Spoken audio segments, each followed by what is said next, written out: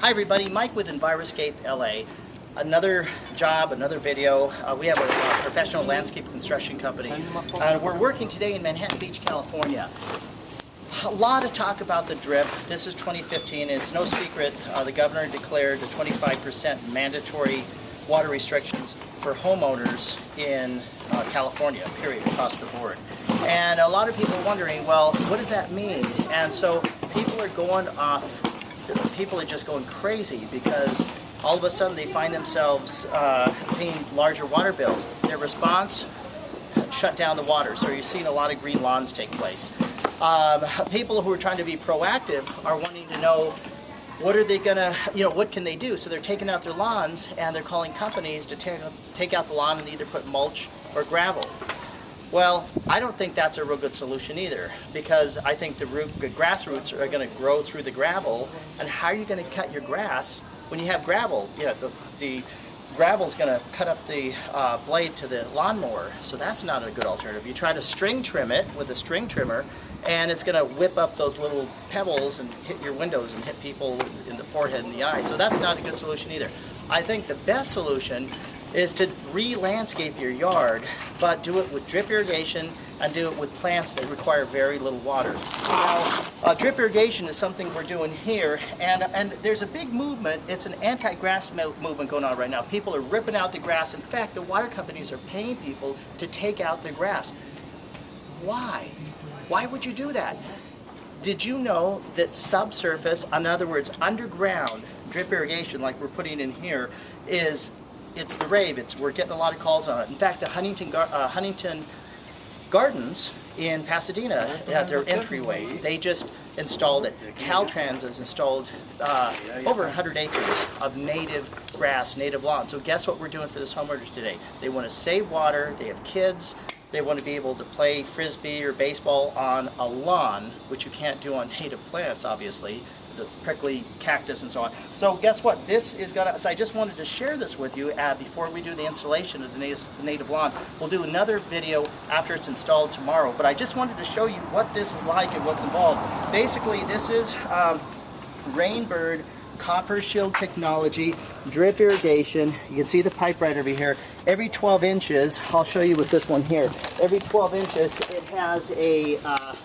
it has an emitter right there. So that little emitter there, it emits 0.6 gallons per hour, a little over half gallon per hour out of each one of these holes. And so this whole job here, it's going to be putting out gallons per hour versus gallons per minute, which you would have with a regular overhead sprinkler system. By the way, the regulations that cities are coming out with don't apply to drip irrigation. So if you do drip irrigation to your grass, the regulations don't apply.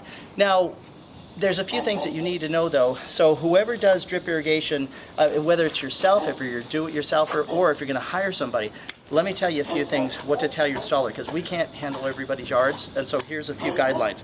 If you're going to do subsurface drip or just drip it all, make sure it's the Rainbird copper shield technology drip irrigation, 0.6 gallons per hour. We work here in the beach area. We found that's the best to use.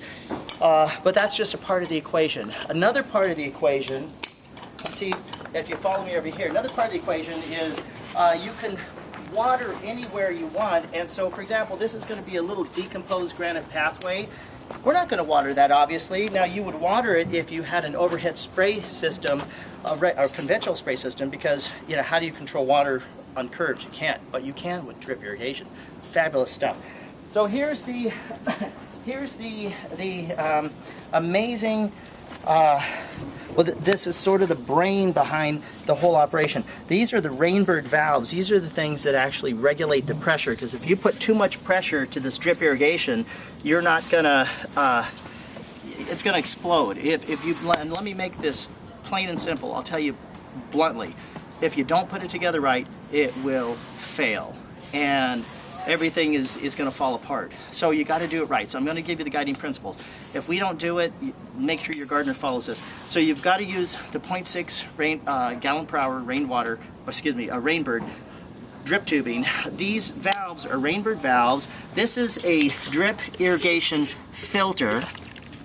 So it filters out all the sediment and debris. It's clean now because it's a brand new system.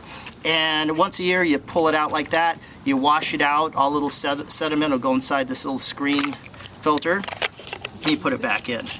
And then the valve that we're using, this is an LFV valve by Rainbird. And it's important to know that, because if you were to use on this system, use a regular sprinkler valve and tie it in, I guarantee you something bad will happen. And here's what will happen.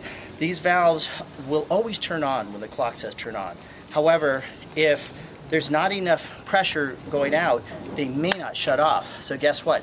It may stay on for 24 hours before you notice everything's really soggy, and then the gardener gets a call, hey, what's wrong with my system?